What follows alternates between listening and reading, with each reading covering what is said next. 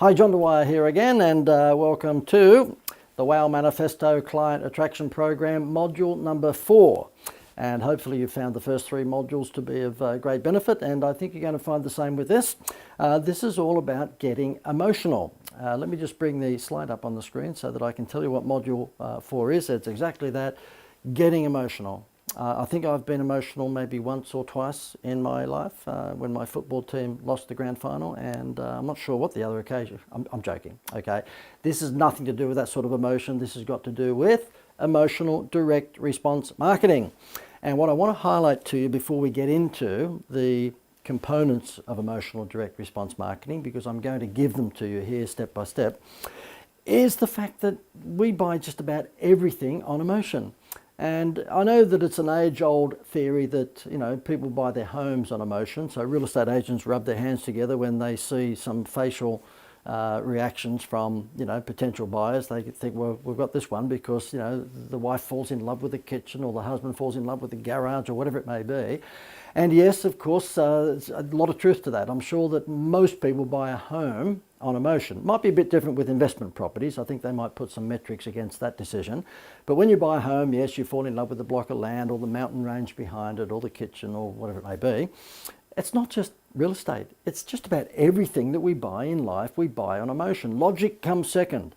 So whether it's an ice cream, or whether it's a sports jacket, or whether it's a bicycle, or a new car, or whether it's exercise gym equipment, it could be anything. Doesn't matter what, a chocolate bar, we buy it on emotion first and logic second. Sometimes logic doesn't even come second, okay? So therefore, wouldn't it make sense that as a business owner or business, chief executive, that you should learn the tactics of emotional direct response marketing? Because if you know how to speak to people and communicate your messages in a way that would capture their emotion, there's a pretty good chance that you're going to get them as a strong prospect. And it's called emotional direct response marketing. And what I want to do now is take you through the steps in emotional direct marketing. Okay, the first step is obviously use that tactic, but the first step is identify their problem.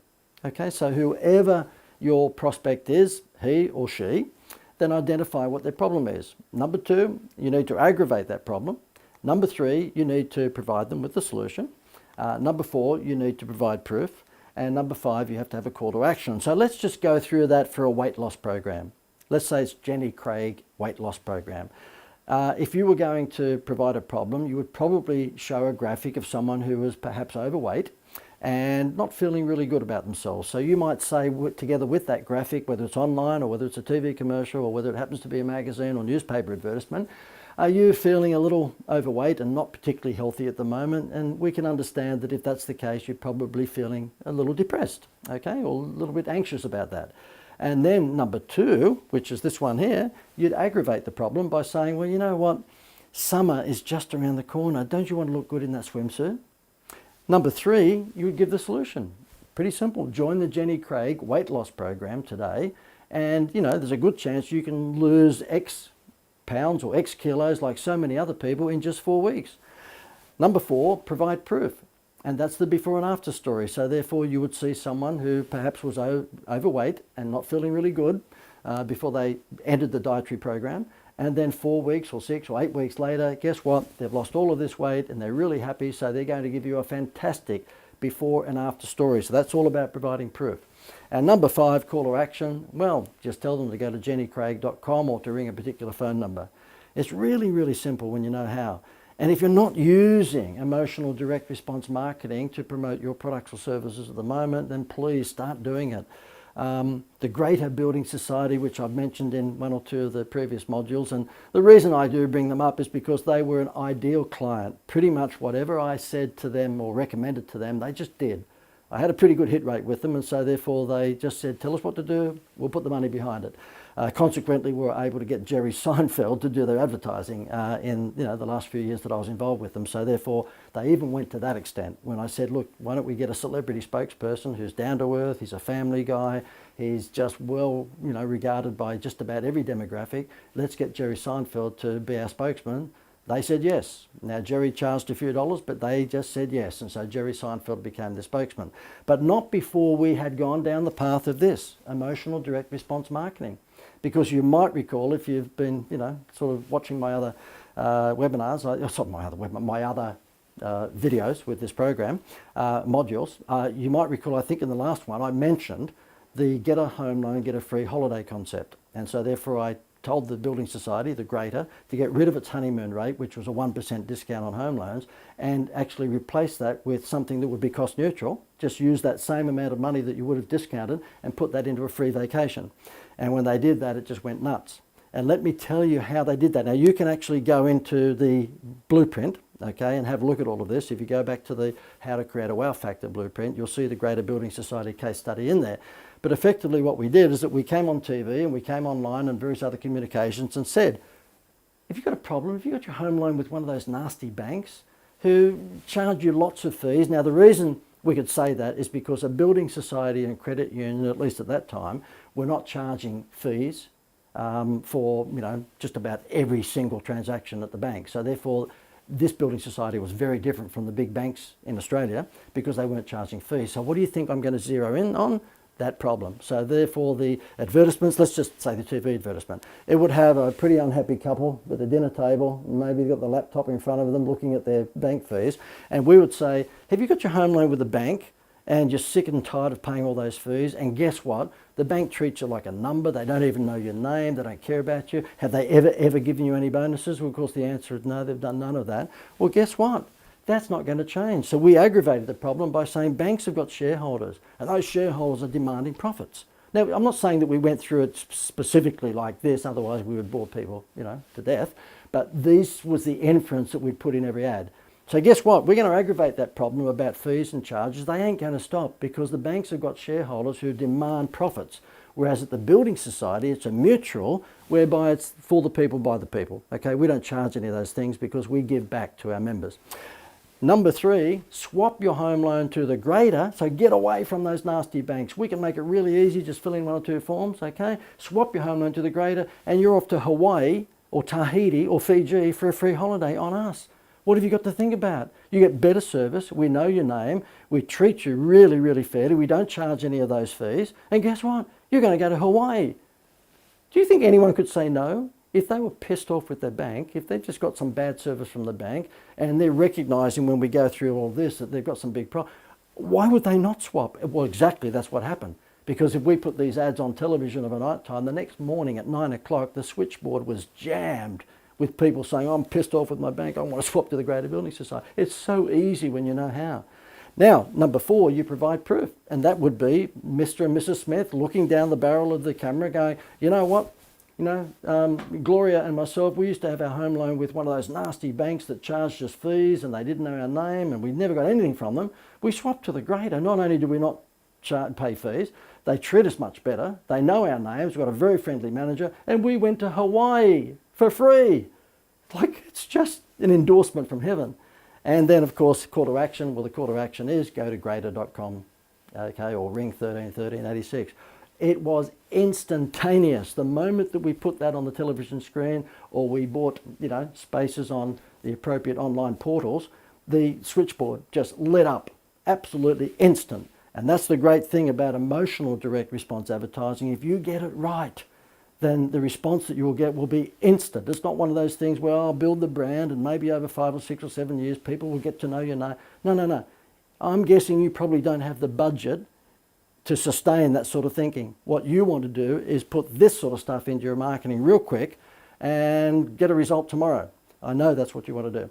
Now let me just go through some other points here, bring them up on the screen. Always build your campaigns around the problem solution formula. So if you're thinking about any online advertising, whether it's pay-per-click with Facebook or Instagram or any magazine or TV or radio or letterbox brochure or direct mail, whatever it may be in terms of your communication, make sure you start with a problem solution formula. So if I actually go through those 5 components of emotional direct response marketing again, find the problem, okay, or highlight the problem. Number 2, aggravate the problem. Number 3, provide the solution. Number 4, provide proof, which is normally a case study or testimonial. And number 5, call to action. Really, if you were to take out the main message from all of that, it's problem stroke solution. It's the problem solution formula, okay? I'm overweight, I want to be thin, okay?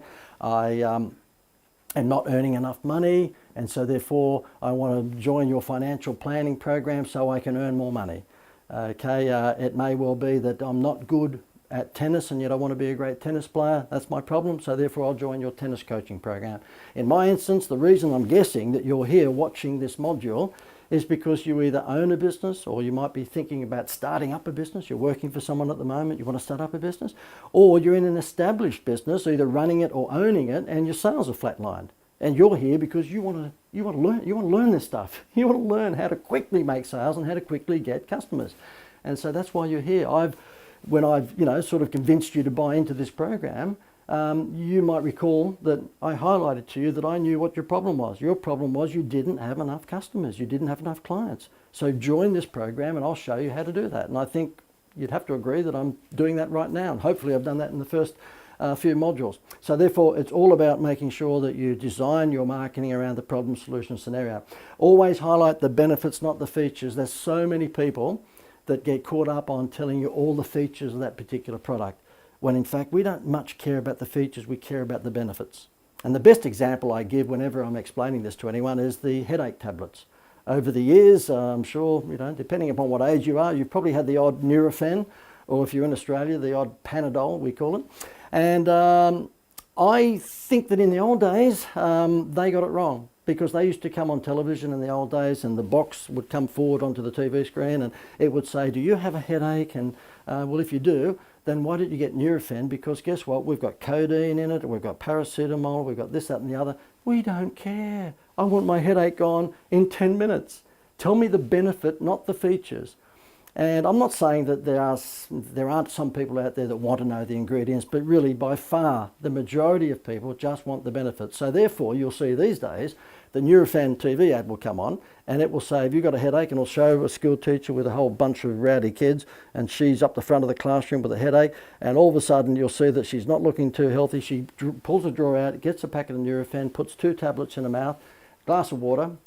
Before you know it, the little clock on the corner of the TV screen goes tick, tick, tick, tick, tick. 10 minutes later, she's got blush and lippy. She looks so much more attractive and she's alive. The headache's gone. And guess what? As the camera pans out onto the little ratbag kids that were playing all over the classroom a moment ago and giving her the headache, they're all well behaved sitting at the desk.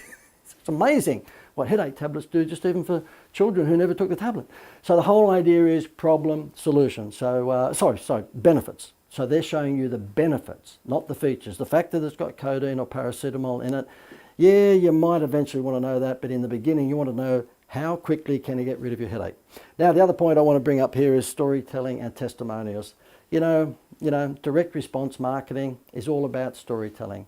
It's all about going through those challenges and those problems that someone might have and then explaining to them that your mattress for the bed is going to get rid of their back pain. It's going to make sure that they don't wake up with a sore neck, or the pillows that you might be marketing do likewise. Or if it's an exercise bike, it's going to take X amount of pounds or kilos off their weight, and so on and so forth. So the whole idea is you need to storytell, and you need to also bring in testimonials. You see, people expect you to say nice things about your product or service. And if it's not you personally, it's your advertising, your marketing messages. They expect that you're going to say that that's the best car, or that's the best lawnmower, or that's the best mattress, or whatever it may be. What they don't expect to see is testimonials from previous customers of yours raving about your products or services. Now, the mistake that most people make when they go out with their iPhone and get the video testimonial is that they let people just ramble. And there's a special way to get video testimonials. I'm just looking at my notes here. I think it may very well be around about module 7 that I'll be showing you exactly what to ask when it comes to video testimonials. So yeah, look forward to that. But you want people to, on the video testimonial, give you stuff that you can use. Give you stuff that you can put out into social media, or you can feature on the homepage of your website. So in my instance, it would be, oh look, I joined JD's marketing program, and before I joined his program, my turnover was $512,000. After joining his program and learning this direct marketing stuff with the wow factor pixie dust on it, I've gone in just 12 months from an annual turnover of $512,000 to $950,000. It's been the best investment I've ever made.